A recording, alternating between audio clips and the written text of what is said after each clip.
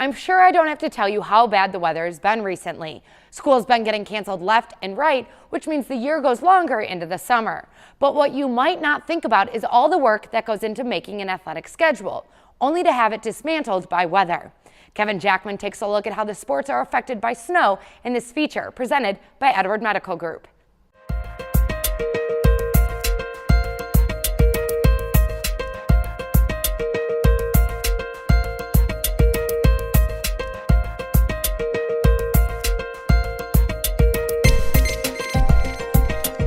There's nothing easier than when everything goes as it says on my computer in the morning.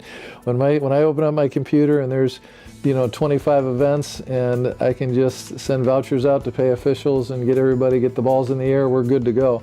So yes, it's always more work when there's cancellations or rescheduling. Unfortunately for Naperville North Athletic Director Bob Quinn and essentially everyone in the Midwest, the end of January and beginning of February were anything but as scheduled.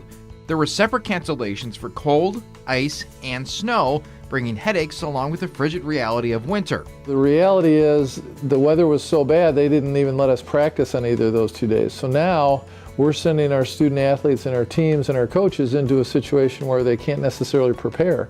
And all of those were big events. Waubonsie Valley girls basketball coach Brett Love agrees. The postponements wreak havoc on even the best laid plans. It's tough because we're preparing for games and practice, and then all of a sudden we don't have a practice or we don't have a game, and then we played 2 games back to back that we wasn't ready to play.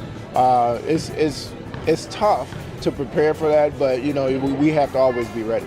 For players, however, the situation offered a reprieve from some of the end of season stress, including for Chloe Long and her Neuqua Valley bowling teammates. It kind of felt good to kind of relax and not worry about it. And then Friday we really focused in on our spares and stuff to prepare for it. And I think that few days off of bowling actually really helped us. But the cancellations affect more than just athletes, coaches, and administrators.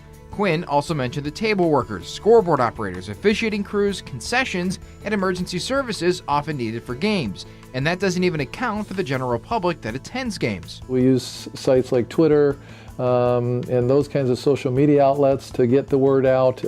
Yeah, there are a lot of moving parts and a lot of folks that have to know what's going on. But first and foremost, our number one priority is keeping kids safe. So if we're going to err on a side, we're going to err on the side of caution. Reporting for NSW, I'm Kevin Jackman.